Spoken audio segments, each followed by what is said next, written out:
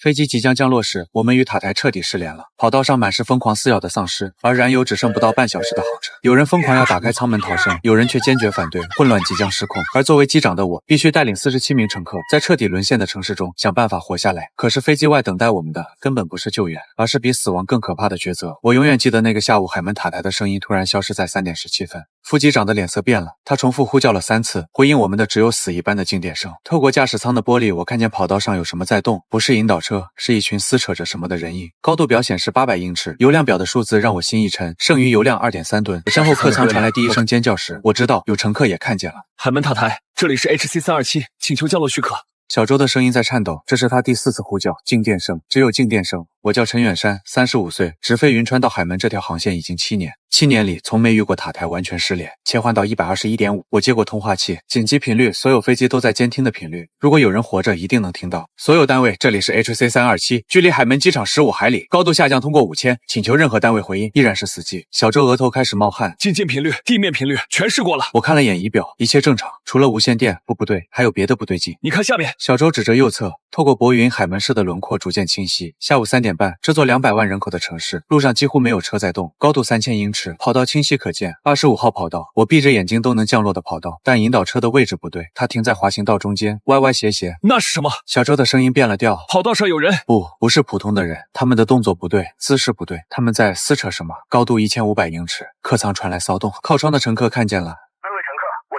我按下广播键，努力让声音平稳。由于地面暂时通讯故障，我们将按标准程序降落，请系好安全带，收起小周板。小周看着我，真的要降，油不够去备降场。我指了指油量表，2.3吨，最多飞40分钟。最近的备降机场是青山，单程就要35分钟。如果青山也不能降，起落架放下，起落架放下，3个绿灯。小周的手在抖，高度500英尺，我看清了，那些不是地勤人员，他们衣服撕裂，动作怪异，像野兽一样扑在地上，地上的是尸体。要不要付费？小周几乎在恳求，付费去哪？高度200英尺，必须专注。不管地面发生了什么，飞机必须安全落地。47名乘客，4名机组，他们相信我能带他们回家。50、40、30、20，自动语音提示高度。主轮接地的震动传来，熟悉又陌生。反推打开刹车，速度在下降，100节、80节、60节。窗外掠过的画面让我胃部痉挛。停机坪上横七竖八躺着的人形，廊桥的玻璃上暗红色的手印，还有那些在移动的东西正朝着我们跑来。左转进入E3，职业本能让我继续操作。滑行道上有障碍物，一辆倾覆的摆渡车，周围散落着行李，绕过去继续滑行。停在远机位，我做出决定，不能靠廊桥，太危险。16号机位远离航站楼，关闭引擎的那一刻，世界突然安静的可怕，没有地勤，没有引导，只有远处模糊的嘶吼声。我深吸一口气，按下客舱广播：各位乘客，我是机长陈远山。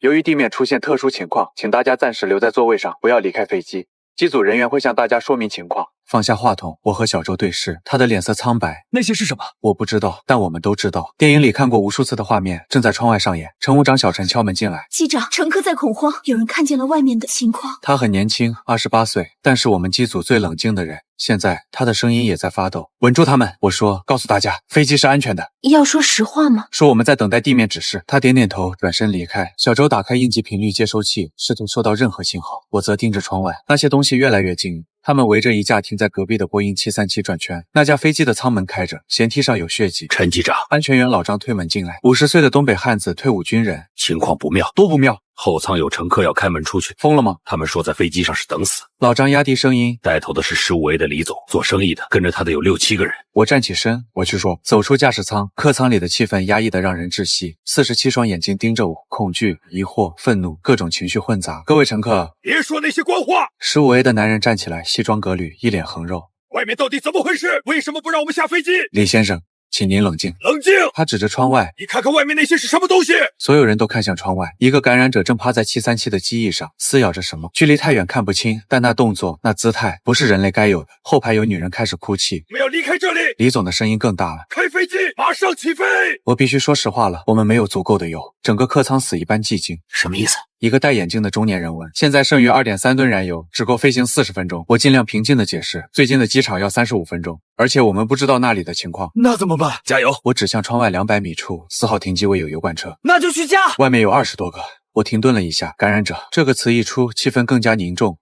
所以我们就困在这儿了。李总冷笑，等死。不，我说我们会想办法，但现在飞机是最安全的地方，舱门关闭，他们进不来。他们……一个年轻女孩声音发颤。你是说丧尸？没人回答，但大家都知道答案。小陈走过来，机长，收到信号了。我快步回到驾驶舱，小周指着屏幕 ，ICARS 系统收到一条加密信息：飞机通讯寻址与报告系统，用于和地面数据通讯。信息很简短：青屿岛建离安全区，坐标东经121.5，北纬29.3，距离120海里，保持静默，等待救援。120海里需要至少3.5吨油，我们只有2.3吨，能联系上他们吗？试过了，没有回应。小周说可能是自动发送的。窗外夕阳西下，把停机坪染成血红色。那些感染者的影子拉得很长，像地狱爬出的恶魔。今晚将是漫长的一夜。小周，你计算一下精确油耗。我说，看看有没有可能优化航线。他点点头，开始在航图上标注。我则盯着那辆油罐车，200米的距离，平时走过去不用3分钟，现在却像天堑。客舱又传来争吵声。我要下飞机！你疯了，在这里才是等死！我知道真正的考验才刚刚开始。当恐惧开始蔓延，人会做出什么选择？当生存成为唯一目标，还有什么是不能舍弃的？我看着驾驶舱里的家人照片，妻子和女儿的笑脸突然变得那么遥远。他们现在怎么样？云川是否也不能想？必须活下去，必须带这些人活下去，哪怕只有一线希望。机舱的温度在上升，关闭引擎后，空调系统停止工作。40多个人的体温和呼吸，让密闭空间迅速升温。才过了1个小时，已经有人开始冒汗。不能开门透透气吗？28币的中年妇女扇着登机牌，不能。小陈斩钉截铁。为什么？我从驾驶舱出来，外面的天色渐暗，感染者的轮廓在停机坪上游荡。打开辅助动力，我对小周说 ：“APU 会消耗燃油，先开10分钟，通风。”辅助动力装置启动，空调恢复，机舱里响起松了口气的声音。但我知道这只是暂时的，各位。我站在过道中央，我需要向大家说明我们的处境。所有目光聚焦在我身上。首先，外面的情况大家都看见了。那些感染者具有攻击性，舱门是我们唯一的屏障。感染者？一个大学生模样的男孩问：“是某种病毒吗？”我不知道具体原因。我实话实说，但从行为模式看，被攻击后会被感染。几个人倒吸冷气。第二，我们的燃油情况，我指向窗外，目前剩余2.3吨，但我们收到消息，青屿岛有安全区，需要3.5吨油才能到达，差1.2吨。有人快速心算，是的，所以我们需要加油。怎么加？李总站起来，刚说外面有20多个那种东西。油罐车在4号停机位，距离这里200米。老张若有所思，200米。如果有掩护，不是不可能。你疯了！李总瞪着他，出去就是送死。那你有更好的办法？两人对峙。够了！我提高声音，现在不是内讧的时候，我需要大家冷静思考。思考什么？一个女白领哭腔道：“我们都会死在这里。”不会，我看着每一个人，我保证会想尽办法带大家离开。空话。李总冷哼。这时，一个穿着黑色工装服的男人举手：“我能问个问题吗？油罐车需要钥匙吗？”好问题。我看向小周，他摇头表示不确定。工装男继续：“我叫赵工，以前在机场工作过。地勤的车辆钥匙通常放在2个地方：驾驶室遮阳板上或者地勤休息室。休息室在哪？3号登机口下面，距离这里……”他看向窗外，大概150米，比油罐车还近。但问题是，赵工摸了摸下巴，就算拿到钥匙，油罐车的操作需要专业知识。加油口对接、压力控制、流量调节，弄不好会出事。你会吗？理论上会，但没实际操作过，至少有了方向。还有个问题，小陈说 APU 的声音会不会吸引那些东西？话音刚落，窗外传来撞击声，一个感染者正在拍打临近737的机身，被辅助动力的噪音吸引，更多的感染者开始向声源聚集。关掉！我立即下令。小周冲进驾驶舱，几秒后 IPU 停止，机舱重新陷入闷热，但已经晚了。7、8个感染者围在737周围疯狂撞击，其中一个爬上舷梯，试图进入那个敞开的舱门。他们对声音敏感。老张观察着，这反而是机会。赵工说用声音把他们引开，然后去拿钥匙。谁去送死？李总讽刺道：“我去。”说话的是个年轻人，坐在35A， 看起来不到30岁，运动装很精壮。你是谁？许强健身教练。他站起来，我跑得快，跑得快没用。李总泼冷水，一个失误就完了，总比在这里等死强。谁说等死？李总提高声音，会有人来救我们的，警察、军队肯定会来。你看看外面。许翔指向航站楼，如果有救援，为什么一架飞机都没有？确实，整个机场除了我们和那架737，看不到其他飞机，不正常，太不正常了。海门机场日均航班300架次，现在却空荡荡。也许都取消了。有人小声说，也许整个城市都……另一个人没说完，恐慌在蔓延，有女人开始抽泣，有人在翻包找药，还有人在拼命打电话。当然没有信号，安静，我不得不提高音量。现在是下午5点，我看了看表，天黑前我们需要做出决定，是想办法加油离开，还是在这里过夜，等待可能不会来的救援？投票吧。小陈建议。同意。我让小陈发纸笔。10分钟后，结果出来，31票赞成，想办法加油；16票赞成，等待救援，少数服从多数。我说，李总脸色难看，但没再说话。那么谁愿意和我一起出去？我话音刚落，小周第一个站起来，我跟你去。不行，你要留守驾驶舱。那我去。老张站起来，还有我，赵工也站起来。许强、老张、赵工，加上我4个人。太多人，目标太大。老张分析，建议分2组，一组制造动静吸引，一组去拿钥匙。有道理。许强和我一组负责吸引。老张说，机长和赵公去拿钥匙。为什么是你们决定？李总又站起来，凭什么相信你们？因为我们愿意冒险。我直视他，你要是不信任，可以自己去。他立刻闭嘴了，需要武器。老张环顾四周，机上没有武器，但有工具。小陈找来餐车的金属支架，可以当棍棒。消防斧在驾驶舱，我取了一把。信号怎么联系？许强问。用手电。小周拿出应急手电，3短3长3短求救信号。夕阳已经很低了，橙红色的光把一切都染成血色。那些感染者的影子越拉越长，像噩梦的触手。从货舱门出去，我决定动静小一些。前货舱门在机腹，从客舱看不到。临行前，小陈塞给我一瓶水。活着回来。他的手在发抖。会的，其实我心里没底，但必须表现出信心，否则恐慌会吞噬所有人。走向货舱的路上，乘客们的目光像针一样扎在身上，有期待，有怀疑，有恐惧。一个小女孩拉着妈妈的手，叔叔要去打怪兽吗？她妈妈捂住她的嘴，眼泪却流下来。到了货舱门，老张第一个下去，动作很专业。许强跟上，赵公明显紧张，腿有点抖，跟紧我。我拍拍他的肩，踏出舱门的瞬间，腐臭味扑面而来，混合着血腥、腐烂和某种说不清的恶臭。我强忍住干呕的冲动。外面比想象的安静，大部分感染者聚集在航站楼那边，我们这里暂时安全。老张打手势，按计划行动。他和许强向右，往737的方向。我和赵公向左，贴着机腹前进。停机坪的地面有暗色的痕迹，是血迹已经干涸了，呈现铁锈般的暗红。50米、100米，地勤休息室就在前面，门半开着，太顺利了，反而让人不安。老张那边传来金属敲击声，他们开始制造动静了。果然，游荡的感染者被吸引，踉踉跄跄的向声源移动。机会来了，我和赵公快速冲向休息室。推开门的瞬间，我愣住了，里面有人，不曾经是人。一具尸体趴在桌上，地勤的制服已经被撕烂，露出的皮肤呈现诡异的灰白。钥匙在墙上，赵公声音发颤。墙上的钥匙板挂着10几串钥匙，哪个是油罐车的？赵公快速辨认，这个不对，这个尸体动了，不是丧尸，是还有气息。救我！微弱的声音。我用手电照去，是个年轻人，腿部有撕咬伤，血已经止住了，但伤口在化脓。你是谁？6地勤早上10点开始的。什么？客机带来感染者，20分钟全完了。他剧烈咳嗽，咳出的是血。钥匙不在这儿。在哪儿？塔台2楼值班室。塔台那至少有500米，而且要穿过主跑道。谢谢。我说别丢下我。他哀求。我和赵公对视，带上他是累赘，可能害死所有人不带，良心难安。对不起。赵公拿起一串钥匙，至少是某种车的。我们转身要走，求你们。小刘挣扎着爬起来，至少给我个痛快。他指了指自己的腿。感染在扩散，他知道自己会变成什么。我握紧了消防斧，但我下不了手。走吧。赵公拉我，身后传来小刘绝望的哭声。出了休息室，老张他们还在制造动静，但情况不妙，感染者越聚越多，已经有10几个了，必须撤退。我打出手电信号，老张看到了，和许强开始后退，但感染者追得很紧，其中一个速度极快，几乎扑到许强身上。老张猛地推开许强，自己被扑倒。不，他的惨叫撕裂暮色，感染者疯狂撕咬，血肉横飞。许强想去救，被更多感染者阻挡。快跑！我大喊，顾不得暴露了。我们3个疯狂奔跑，身后是感染者的嘶吼和老张越来越弱的惨叫。冲上舷梯，赵公第一个进舱，许强第2个。我最后关门的瞬间，一只灰白的手伸进来，我用斧子砍断了他，断手掉在地上，在抽搐。舱门锁死，安全了。暂时的客舱一片死寂，所有人都看着我们3个人，少了一个。老张呢？小陈问。我摇头，有人倒吸冷气，有人开始哭泣。我就说会死人。李总冷冷地说。许强猛地站起来，揪住他的领子。你再说一句试试。够了。我分开他们。钥匙拿到了吗？小周问。没有，在塔台。又是一片死寂塔台，500米，穿过跑道。刚才老张的死，所有人都看见了，没人愿意再冒险。完了。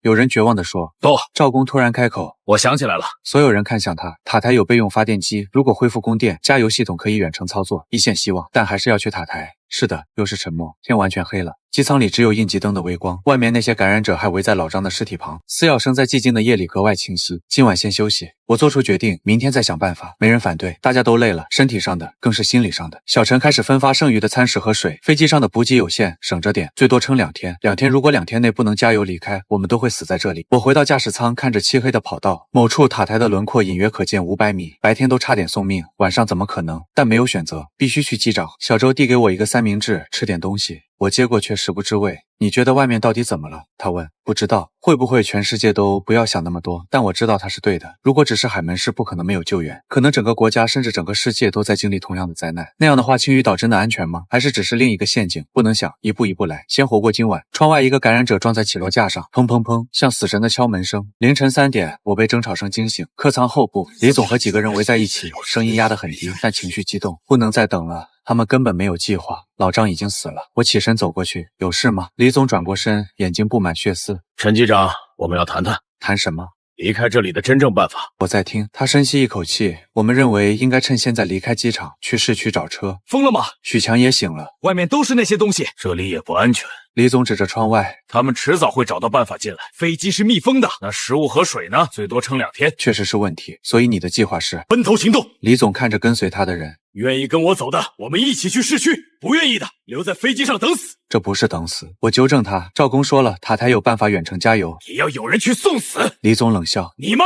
还是让别人去？我无法反驳。确实，去塔台九死一生。各位，李总提高声音，吵醒了更多人。我提议现在就分开行动，要走的跟我走，要留的继续等。大半夜的你想干什么？小陈站出来，求生。李总简短回答。渐渐的，所有人都醒了。2种选择摆在面前。我觉得李总说的有道理。一个中年男人站起来，与其困死在这儿，不如搏一搏。搏什么？许强反驳，你看看老张的下场。那是因为计划不周，你有更好的计划。争论越来越激烈，够了，我不得不介入。现在是凌晨，外面一片漆黑，那些感染者在黑暗中更危险，要走也要等天亮。天亮他们看得更清楚。李总反驳，至少我们也看得清楚。两派人对峙着，这时一个柔弱的声音响起，能不能投票决定。说话的是个年轻女孩，看起来刚毕业。投什么？投是否开门。她小声说，如果多数人同意李先生离开，就开门；如果多数人反对，那就是非法拘禁。李总打断她，气氛瞬间紧张。这不是拘禁，我说这是为了所有人的安全。谁的安全？李总逼近我，你的还是那些胆小鬼的。李总，老张的朋友一个东北大哥站出来，别忘了老张是为了救人才死的。那是他蠢。这句话激怒了很多人。你说什么？许强握紧拳头。我说实话。李总毫不退让，在这种情况下还讲什么舍己救人，就是蠢。你这种人，我这种人怎么了？我这种人至少诚实，不像某些人嘴上说的好听，其实就是怕死。他看着我，挑衅意味明显。李先生，我努力保持冷静。如果你坚持要走，天亮后我不会阻止，但请不要影响其他人。影响他冷笑，是你们在影响我们求生。求生恕我直言。李先生，你知道外面有多少感染者吗？你知道他们的行为模式吗？你知道市区的情况吗？那你知道，我不知道，但至少飞机能提供暂时的保护。暂时。李总抓住这个词，你也承认只是暂时，总比盲目送死好。谁说是送死？李总转向其他人，各位，我是做生意的，不会做亏本买卖。我观察过了，那些东西行动有规律，避开不是不可能。你观察了几个小时就敢下结论，总比什么都不做强。又是一阵争论。我注意到有7、8个人明显倾向李总，都是青壮年男性，还有2个女的。这样吧，我提议大家先冷静，天亮后如果李先生坚持要走，我开货舱门让你们离开。但是我看着每个人一旦离开就不能回来。为什么？有人问，因为开门就有风险，不能反复开关。李总思考了一会，可以，但我有条件。什么条件？分配物资、水和食物，我们要带走一部分。不行，小陈立即反对，本来就不多，那是我们的份额，你们离开了就没有份额，凭什么？又要吵起来？等等，我举手制止。李先生，你们如果真要走，去市区找物资应该不难，飞机上这点东西对你们来说杯水车薪。他想了想，也对，但是他指着窗外，我要你们制造动静，吸引那些东西。什么？很简单。他露出得意的笑，你们在飞机这边弄出声音，把他们吸引过来，我们从另一边走，你让我们当诱饵。许强怒了，互惠互利。李总耸肩，你们不是要去塔台吗？正好顺路，真是个商人，什么时候都在算计。我拒绝，我说那我们现在就走。李总威胁，现在？对。他走向后舱门，等等，小陈拦住他，推搡起来。李总的人也围上去，场面瞬间混乱。住手！我的吼声没用。28排李总的人已经在拆座椅，想砸开舱门。疯了，你们疯了！其他乘客惊恐后退，小孩子开始哭。砰，什么东西撞在鸡身上，所有人都安静了。砰砰，是外面的感染者被里面的动静吸引，透过窗户，至少有5、6个感染者在撞击鸡身。看看你们干的好事！有人崩溃大哭，李总脸色也白了，但他强作镇定，怕什么？他们进不来，进不来。我指着后舱门，你们刚才差点把门砸开。确实，舱门的内部锁已经有些松动，那是意外。意外，我走过去检查，情况比想象的糟，锁扣变形了，虽然还能锁住，但强度大打折扣。所有人到前舱，我下令，凭什么听你的？李总还在嘴硬，因为后舱门可能撑不住。这话让所有人脸色大变。果然，撞击声越来越大，咔嚓，细微的金属断裂声。快走！这下没人犹豫了，所有人涌向前舱，推挤、踩踏、尖叫，有序有序。撤离小陈声嘶力竭，但没用，恐慌已经完全占据了理智。咔嚓，声音更大了。我回头看后舱门出现了一条缝，一只灰白的手伸进来，啊！尖叫声刺破耳膜。我抓起消防斧冲过去，衣服砍下，手断了，黑色的血喷出，但缝隙还在，更多的手伸进来。小周，我大喊关闭后舱隔离门。747有舱段隔离设计。小周反应很快，按下应急按钮，防火隔离门缓缓降下，快，再快！门降到一半，一个感染者的头挤进来，腐烂的脸，空洞的眼眶，龇牙咧嘴。我又是一斧，头颅裂开，脑浆迸溅，恶臭扑鼻。终于隔离门完全关闭，暂时安全了，但后舱已经失守，我们的活动空间少了1/3。都是你们！有人指着李总骂，要不是你们非要开门，现在怎么办？后面的东西会不会进来？恐慌、愤怒、绝望，各种情绪交织。李总也慌了，但还在狡辩，这不是我的错。闭嘴！我彻底爆发了，所有人都看着我。李总，你和你的人现在就给我老实待着，再闹事，我亲手把你们扔出去喂丧尸。他想反驳，但看到我手里还滴血的消防斧，咽了回去。赵公隔离门能撑多久？设计标准是防火4小时，但对撞击不好说。小陈重新清点人数和物资室。许强组织几个身强力壮的轮流看守隔离门。明白，小周。继续尝试联络外界，收到。各司其职，秩序慢慢恢复。但我知道，刚才的冲突已经撕裂了这个临时群体，信任没了。当生存成为唯一目标时，人性的阴暗面暴露无遗。凌晨5点，天边泛起鱼肚白，隔离门还在承受撞击，但暂时坚持住了。我站在驾驶舱，看着远处的塔台，必须去，不是为了所有人，至少为了那些还相信我的人。机长，赵工走过来，我想到一个办法，说用 APU 的噪音吸引感染者到机尾，然后从机头货舱出去。机尾已经被占了，正好他们会聚集在隔离门那边，我们从前面走有道理，但是风险我知道，但总得有人去。我去，你一个人不行。小周说，我跟你去。我也去。许强站出来，我看着他们，这些还愿意相信我、支持我的人，谢谢，但人不能太多，我和小周去就够了。机长，这是命令，我少有的用机长的权威。许强，你负责这里的安全，赵工，你指导远程操作。他们还想说什么，但最终点头。天亮了，新的一天，不知道是不是最后一天。隔离门的撞击声还在继续，像倒计时提醒我们时间不多了。早上6点，天光大亮，能清楚看见停机坪的情况，比想象的更糟。昨晚的动静吸引了更多感染者，目测不下30个，大部分聚集在机尾，疯狂撞击着已经破损的后舱门。APU 启动，我下令，辅助动力的轰鸣声响起，果然感染者们被吸引，更多涌向机尾，前面相对空旷了。就是现在，我和小周快速检查装备，消防斧、撬棍、手电绳索。赵工递给我一张手绘地图，塔台的布局，1楼是大厅，2楼是管制室，地下室设备间，发电机开关在地下，明白。还有他压低声音，如果遇到幸存者，他没说完，但我明白，救还是不救，多一个人多一份风险，见机行事。我说，临行前，小陈塞给我2瓶水，活着回来。一定前货舱门缓缓打开，陈风带着腐臭味扑面而来，我们贴着机腹快速前进。塔台在西北方向，直线距离500米，但不能走直线。跑道上太空旷，无处躲藏，必须绕行，利用停机坪上的设备车、行李车做掩护。50米，一切顺利。100米，小周突然拉住我，前方一个感染者在游荡，他曾经是个地勤，橙色的反光服已经撕破，露出腐烂的皮肤，绕不过去，必须解决他。我握紧消防斧，慢慢靠近，他背对着我们，似乎在啃食什么。3米、2米、1米，我举起斧子，就在这时，他突然转身，腐烂的脸正对着我，嘴里还咬着一块不明的肉。来不及多想，斧子劈下，正中头颅，他倒下了，抽搐几下，不动了。继续200米，遇到第二个障碍，5、6个感染者聚在一辆摆渡车旁绕路，但这一绕就多了100米、300米，快到跑道边缘了，必须横穿跑道才能到塔台。跑道宽45米，没有任何掩护，一旦被发现就是死路。等等，小周指向右侧，一架小型飞机停在维修区，湾流机650公务机，从那边绕。好主意。我们快速移动到公务机旁，机门开着，里面似乎有动静，小心靠近，是人声，活人。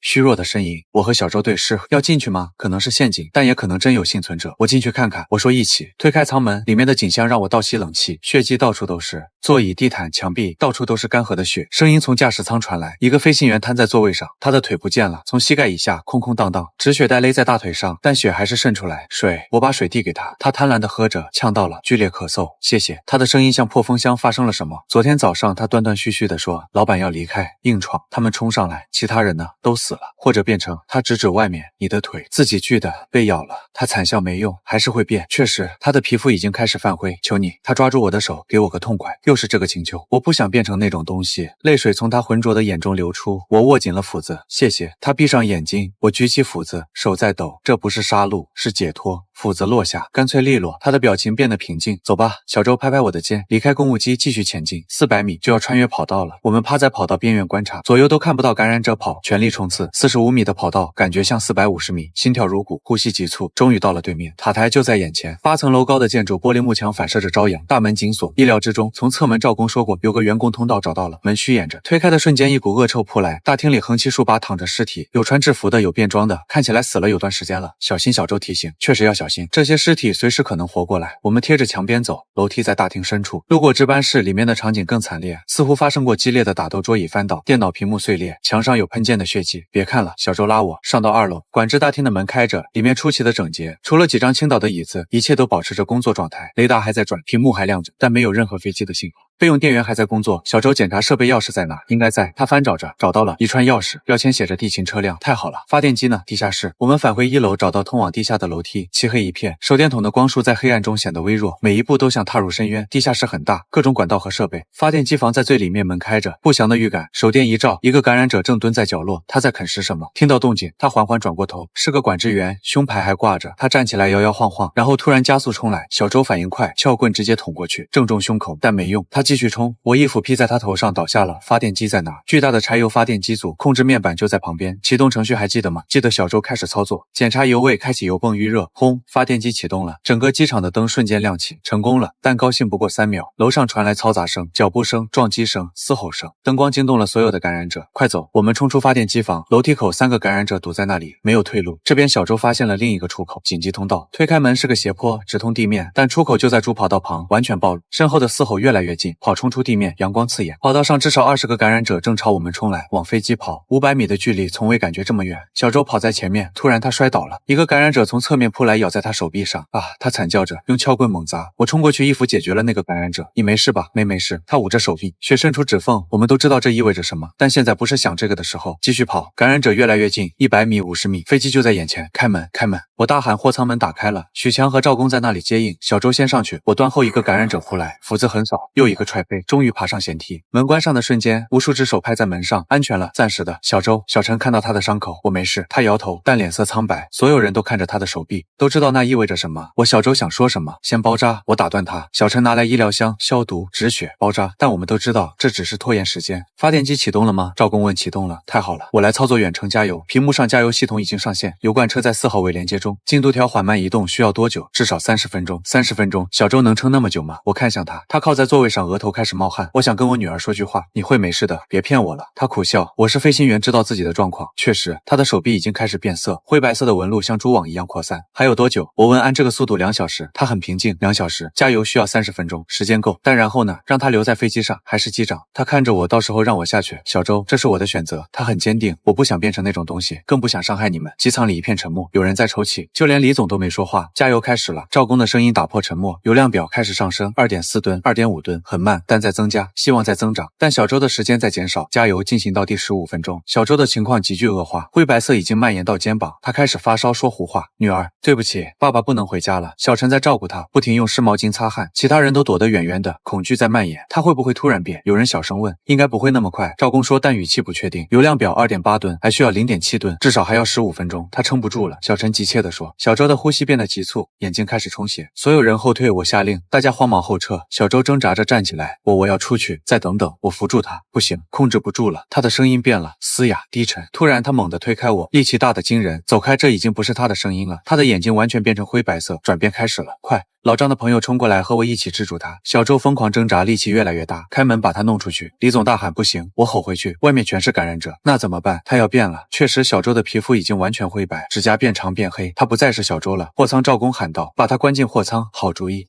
我们合力把他往货舱拖，他疯狂撕咬，许强的胳膊被抓伤了，该死！终于把他推进货舱，门关上的瞬间，里面传来疯狂撞击声。许强，你的伤只是抓伤，他查看伤口没咬破，但谁也不敢确定抓伤会不会感染，没人知道。隔离他，李总第一个喊什么？他可能被感染了。只是抓伤，谁知道呢？李总看着其他人，你们愿意冒险吗？人群开始骚动，冷静，我试图控制局面，冷静。一个中年妇女歇斯底里，我们都要死了，骗子！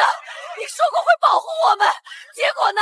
老张死了，小周变了，下一个是谁？更多人开始指责，都是你的错，为什么要去塔台？为什么不一开始就离开？场面完全失控，有人哭泣，有人谩骂，有人绝望地坐在地上。够了。是许强，他站在人群中央，撕开上衣，露出抓伤，3道血痕不深，但触目惊心。你们说的对，我可能被感染了。他平静地说，所以我自愿隔离，给我一个角落就行。不，我说你没必要，有必要。他打断我，为了大家的安全，他走到前舱最角落坐下。2小时，他说如果2小时后我没事，说明抓伤不传染；如果有事，他看着我，给我个痛快。又是这句话，今天听了太多次。油量表3.1吨，还差一点。货舱里的撞击声越来越大。小周不，那个曾经是小周的东西在疯狂破坏，门撑得住吗？有人担心货舱门是加固的。赵工说，但自己都不太确信。3.2吨，砰！巨响，货舱门明显凹进来一块，所有人倒吸冷气。他的力量怎么会这么大？快点，快点！有人催促，但加油加油速度是固定的，3.3吨。砰砰，门的凹陷更明显了，要破了，恐慌达到顶点。有人开始抢夺救生衣，虽然在陆地上没用，有人翻找武器、餐具、灭火器，任何能用的，还有人跪地祈祷。李总和他的人聚在一起，似乎在密谋什么。3.4吨，赵工喊道：“够了吗？勉强够，省着点飞，准备起飞。”我冲向驾驶舱，但问题来了，小周不在，谁来做副驾驶？我来，赵工跟进来。你会开飞机，理论知识都懂实际，边飞边学吧，没有选择启动引擎等等。李总冲进来，许强怎么办？我回头看许强还坐在角落，距离他自我隔离才过去20分钟，带上他。我说你疯了。李总瞪大眼睛，他可能被感染，可能不是一定。你在拿所有人的命冒险，那你想怎样？把他扔下？为什么不？我站起来直视他，因为我们还是人。人他冷笑，在这种时候还讲人性，正是这种时候才要讲。幼稚，那你下去陪他，你要么闭嘴，要么下去，选一个。他气得脸都紫了，但最终退出驾驶舱，启动引擎。我重复赵工开始操作，左发动机启动，右发动机启动，熟悉的轰鸣声，但货舱里的撞击声也更疯狂了。所有人做好系安全带，没人需要第二次提醒。滑行道跑道推油门杆，飞机开始移动。窗外感染者被引擎声吸引，疯狂追来。他们追不上赵工说，确实，飞机越来越快，但是前面跑道上密密麻麻全是感染者，比早上多了1倍。冲过去，我说什么？没有选择，继续加速20节、30节，撞上第一个，机身一震，40节、50节，连续的撞击，血肉模糊的场景。别看我对赵工说，他脸色发白，但坚持操作。60节、70节，货舱门要破了，后面传来尖叫。确实，门已经严重变形，随时可能破裂。80节，拉杆吗？赵工问。还不行，速度不够。90节，100节，前轮压过什么东西？咔嚓声，轮胎警告灯亮起，前轮胎压异常，但不能停。110节、120节，拉赵工和我一起拉杆，飞机艰难的抬脱。离地的瞬间，货舱门彻底破裂，小周那个东西掉了出去，从50米高空摔下起落架，收不上去。赵工查看液压系统受损，警告灯此起彼伏，液压压力低，燃油泄漏，左发动机温度高。这架飞机已经遍体鳞伤，但它还在飞，带着我们离开这个地狱。高度500英尺、1000英尺、1500英尺，下方的城市展现全貌，到处都是火，黑烟冲天，街道上密密麻麻的黑点，都是感染者。整个城市已经沦陷。青屿岛在哪儿？赵工查看导航方位120，距离115海里，油够吗？他快速计算刚好，但没有备用，意思是没有第二次机会，必须一次成功。许强怎么样？我问小陈，他跑去查看，回来时表情复杂。他还好，但是什么？他让我转告你，谢谢。他没事就好，记账。他压低声音，李总他们在商量什么？看起来不太对劲。我皱眉，这个时候他还能搞什么？盯着他们，明白高度3000英尺，相对平稳了，但警告灯还在闪，液压压力持续下降，能坚持到青屿岛吗？理论上可以。赵工不确定。突然机身剧烈震动，怎么回事？左发动机熄火了，该死，可能是撞击造成的损伤。关闭左发动机，调整配平，单发飞行，速度下降，油耗增加，重新计算。赵工脸色发白，油不够了，差多少？10海里？10海里在海上，10海里就是生与死的距离，减重。我当机立断，怎么减？扔掉所有不必要的东西。我冲出驾驶舱，所有人听着，把行李都扔掉。什么减重？否则我们到不了青屿岛。犹豫了几秒，大家开始行动，行李、背包，甚至多余的衣服，都从后货舱的破口扔出去。还不够。赵工计算座椅，拆座椅，几个男人开始拆后排座椅，一个个座椅被扔出去，还差一点，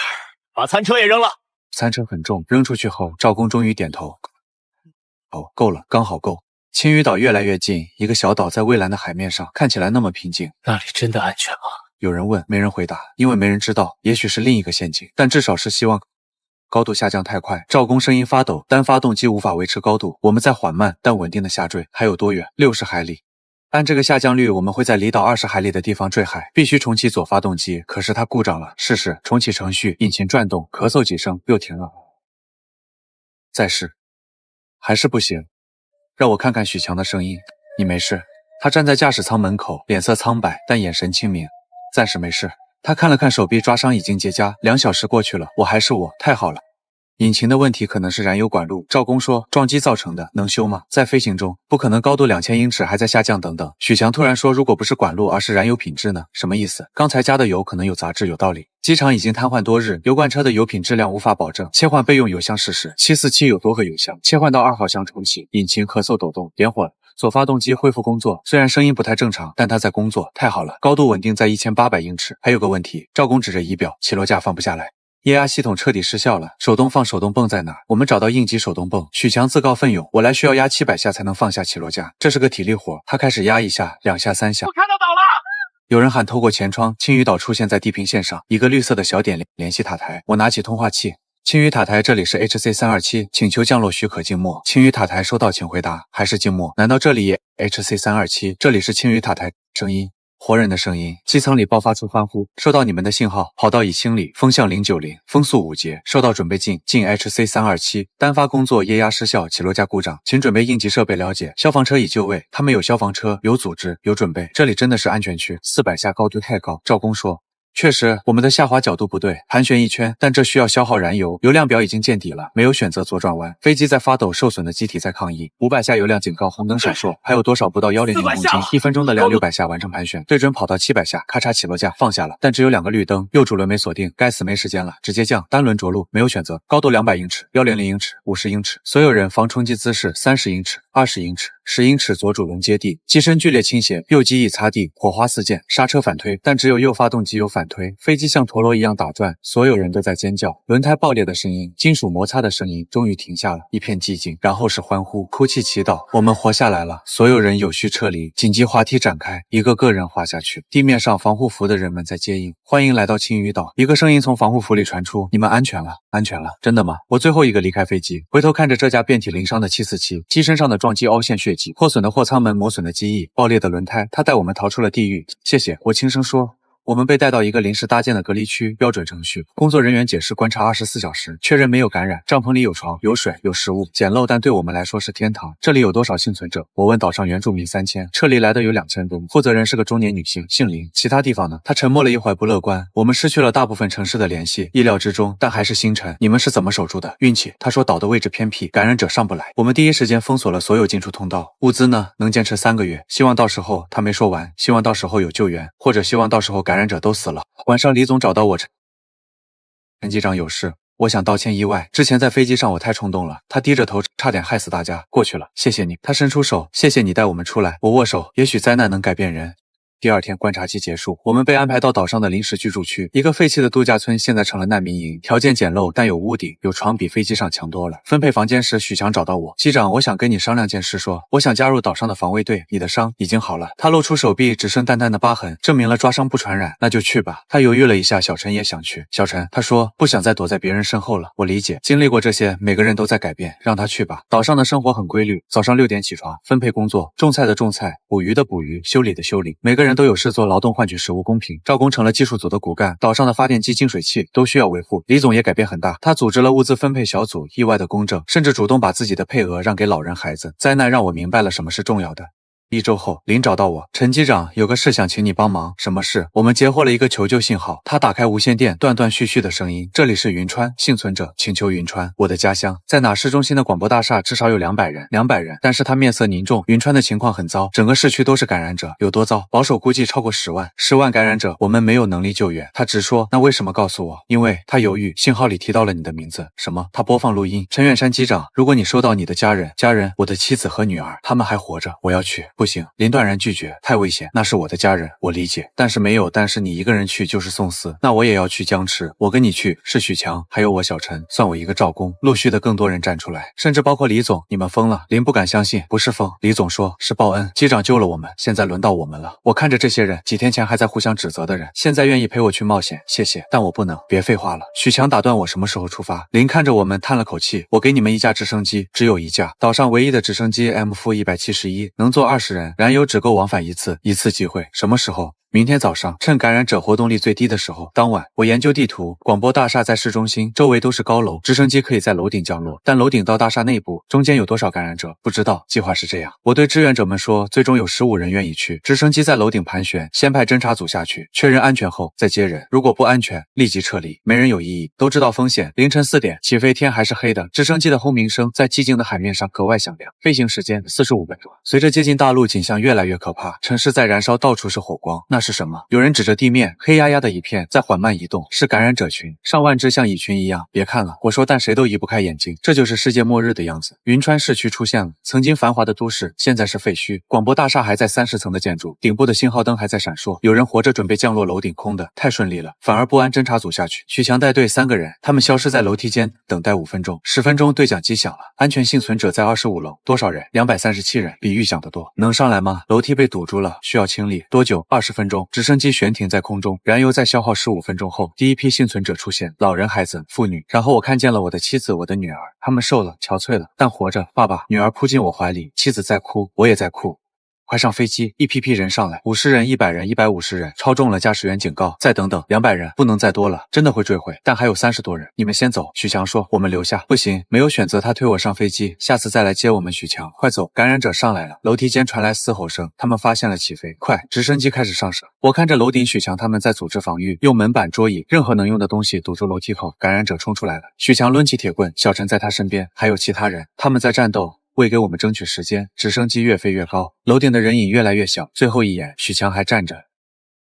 返回青屿岛的路上，机舱里挤满了人，237个幸存者挤在设计容纳20人的空间里，有人站着，有人坐在地上，孩子坐在大人腿上，空气稀薄，有人开始呕吐。还有多久？驾驶员满头大汗。20分钟，发动机在抗议，超负荷运转，温度持续升高，撑住。我对飞机说，就像对老朋友。妻子靠在我肩上，女儿抱着我的腰。他们太瘦了，这些天你们怎么过的？广播电台的地下室有储备。妻子声音很虚弱，但越来越少。如果你们不来，他没说完，许强他们会没事的。女儿突然说，我摸摸他的头会的，但我们都知道真相。30多个感染者冲上楼顶，6个人防守，没有奇迹。警告！驾驶员声音变了，右发动机冒烟了，关闭右发动机，单发飞行高度在下降，抛弃重物，但能扔的东西不多，所有人别动，保持平衡。如果重心偏移，飞机会失控10分钟，史上最长的10分钟。终于看见了岛，准备紧急降落，没有时间进场了，直接往跑道冲，所有人抱头，重重的着陆起落架承受不住，直接折断，肌肤擦地，火花、烟雾刺耳的金属摩擦声，滑行了200米才停下，但我们活了，所有人都活了。舱门打开，人们连滚带爬的出来，医护人员冲上来，担架、氧气瓶、急救包，我最后一个出来，腿软的站不住。林扶住我，你做到了。许强他们，我知道他眼中有泪，他们是英雄。英雄这个词太沉重，晚上篝火晚会不是庆祝，是纪念，纪念那些没能来到这里的人。老张、小周、许强、小陈，还有无数不知名的人。李总端着酒杯找到我，敬他们。我们碰杯酒，很烈，烧喉咙。机长，你觉得这一切会结束吗？我看着满天繁星，在没有光污染的夜空下，银河清晰可见。会的，什么时候不知道，也许明天，也许明年，也许永远不会。我没回答，其实无所谓。他突然说，重要的是我们还活着。确实，活着本身就是胜利。女儿跑过来，爸爸，给我们讲讲飞机的故事吧。一群孩子围过来，他们的眼睛在火光中闪闪发光，充满好奇，没有恐惧。也许这就是希望，下一代人在废墟上长大的人，他们会重建世界。好，我说从前有一架飞机，3个月后，青屿岛的生活已经形成规律，我成了岛上唯一的飞行员。如果还需要的话，那架直升机已经彻底报废，没有备件修理。岛上的747也只是一堆废铁，但我们在建设利用飞机的零件，赵工他们造出了风力发电机，用机舱的座椅改装成了温室大棚的支架，废物利用，一切都有新用途。妻子在医疗站帮忙，岛上的医生不多，每个有医疗知识的人都很宝贵。女儿在临时学校上课，是的，我们建了学校，不能让孩子们失去教育。历史课很有意思，女儿说，老师讲了病毒爆发前的世界，病毒爆发前，这已经成了一个时间节点，像公元前和公元后。李总现在是岛委会的成员，负责物资分配和对外联络。他真的变了，或者说灾难剥去了他的伪装，露出真实的内心。收到新信号了，他找到我，无线电里断断续续的声音，各地的幸存者都在寻找同类。昨天联系上了海州的一个基地，他说有2000多人，情况怎么样？和我们差不多，自给自足，等待时机。等待什么时机？没人说得清楚。也许等感染者死亡，也许等疫苗出现，也许只是等待。有个问题，林在会议上说，岛上现在有5000多人，物资消耗很快，按现在的速度，我们只能撑到冬天，必须开源节流，海里有鱼。有人提议，但渔船需要燃油，那就造帆船，谁会造？讨论争论，最后达成一致。我们开始造船，用什么造？飞机的铝合金蒙皮，这能浮起来吗？有人质疑，试试才知道。赵工带头设计，1个月后，第一艘飞机船下水了，很丑，但能浮，能浮就行。渐渐的，我们有了小型船队，打鱼的、运输的、巡逻的。青屿岛变成了海上堡垒。某天早上，哨兵报告有船接近，所有人都紧张起来，是幸存者还是一艘破烂的渔船？船上有人在挥舞白旗，我们是幸存者，请求庇护。船上有20多人，面黄肌瘦，衣衫褴褛，从哪来的福州？一路北上，找了2个月。福州到这里，海上直线距离500公里，他们居然靠一艘破渔船走了2个月。路上还有其他幸存者吗？有沿海很多岛屿都有人，大家都在坚持。好消息，人类没有灭绝，文明的火种还在，我们接纳了他们，每一个幸存者都珍贵。秋天，一个更大的消息传来，京城还在无线电里，清晰的声音，首都还在运转，虽然范围缩小到5环内，但秩序还在。正在研究疫苗，需要多久不知道，也许1年，也许更久，但这是希望，真正的希望。冬天来了，海面开始结冰，岛上的第一个末日之冬，物资确实紧张了，每天的配给减少到最低限度，但没人抱怨，大家都在共度难关。李总甚至把自己的配额全部捐了出去。我胖，扛得住。他笑着说，确实瘦了很多，曾经的大腹便便，现在精干了。爸爸，我饿。女儿从不抱怨，这是第一次。我把自己的晚餐给她，你不吃吗？爸爸不饿。他看着我，突然把食物推回来，我们分着吃。8岁的孩子已经学会了分享。灾难让孩子过早成熟，不知是好是坏。最冷的时候，零下20度，燃料不够，大家挤在一起取暖。曾经的陌生人，现在相依为命。有人生病了，药品短缺，只能靠自身免疫力。有老人没撑过去，简单的葬礼，没有棺材，用飞机的货舱摆版代替海葬，让大海带走他们，明年会更好的。林在葬礼上说，会吗？没人知道，但必须相信，否则怎么活下去？春天终于来了，冰雪消融，第一批蔬菜发芽了。温室大棚里，绿色的嫩芽，生命力如此顽强。爸爸快看，女儿拉着我，她在花盆里种的番茄开花了，小小的黄花在末日的废墟上依然绽放，会结果吗？会的。我摸摸她的头，新的消息不断传来，各地的幸存者基地在扩大，有的地方甚至开始清理城市，感染者的数量在减少，他们也会饿死，没有食物，他们撑不了多久。也许再过1年，我们就能回去了。有人冲进回去，回到曾经的家，但那还是家吗？收到紧急信号，无线电源冲进来，云川方向有幸存者。云川又是云川在哪？市郊的工业区，说是困在一个工厂里，有50多人，他们怎么撑到现在的工厂？有食品储备，但快耗尽了，必须救，但怎么救？没有飞机了，造木筏有人提议，太慢，等我们到，他们已经沉没。我有个办法。赵工突然说，所有人看着他热气球，什么？用降落伞的材料做球囊，用飞机的燃烧器，理论上可行，疯狂的主意，但没有更好的选择。3天3夜不眠不休，热气球完成了，很简陋，但能飞。我去，我自告奋勇，太危险了。妻子拉住我，必须有人去，那我也去。不，你要照顾女儿。最后，我和另外2个志愿者出发了。热气球缓缓升空，下面全岛的人在挥手，风向不错，往大陆方向。2小时后，看见了陆地城市的废墟，从高空看更加震撼。曾经的文明现在只剩残骸。工业区在城西，找到了那个工厂楼顶上有人在挥舞旗帜，活着他们还活着。降落很困难，热气球不像直升机，无法精确控制，最后落在了厂房旁边的空地上。感染者立即围了上来，快！幸存者们冲向热气球，老人、孩子、妇女，还有几个熟悉的面孔，是许强，他还活着。你怎么？说来话长，那天我们躲进了电梯井，后来一路逃到这里。小陈也在，满脸疲惫，但眼神还是那么坚定。快上来！一个个人爬上吊篮，超重了，严重超重，升不起来，必须有人留下。我留下许强毫不犹豫，不，我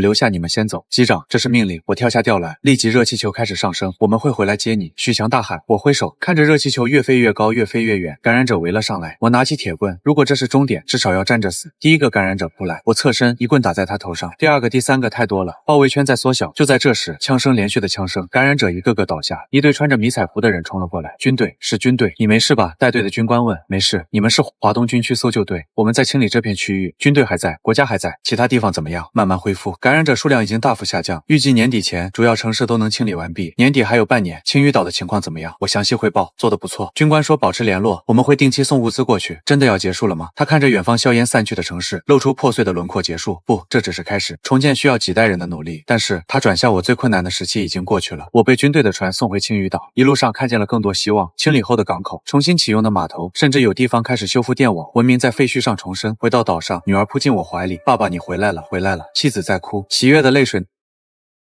那晚，岛上举行了盛大的篝火晚会，这次是真正的庆祝。许强和小陈被围在中间，讲述他们的逃生经历。李总喝醉了，拉着每个人说：“我们活下来了，我们他妈的活下来了。”林宣布了一个重要决定：从明天开始，我们准备返回大陆。不是所有人是志愿者，回去参与重建。我报名。许强第一个站出来，还有我小陈，算我一个照工。陆续的一半的人报了名，包括我。你要去吗？妻子问。我是飞行员，如果机场重建需要我，他理解，那我们一起去。太危险了，一家人要在一起。女儿抱着我的腿，爸爸去哪我就去哪。第2天，第一批返回大陆的船出发了，100人带着工具、种子、希望，站在船头看着逐渐远去的青屿岛，这个庇护了我们的地方，还会回来吗？有人问。会的，我说这里永远是我们的第2个家。船驶向大陆，朝阳升起，把海面染成金色。新的一天，新的开始。我想起第一次驾驶飞机时，教官说的话：飞行员的职责是把乘客安全送到目的地。我做到了，不是把他们送到海门，而是送到了明天，那个充满希望的明天。女儿拉着我的手，爸爸，以后还会有飞机吗？会的。那你还会开飞机吗？会的。带我一起飞好吗？好。总有一天，我们会重新飞翔，在没有阴霾的天空，自由的飞翔。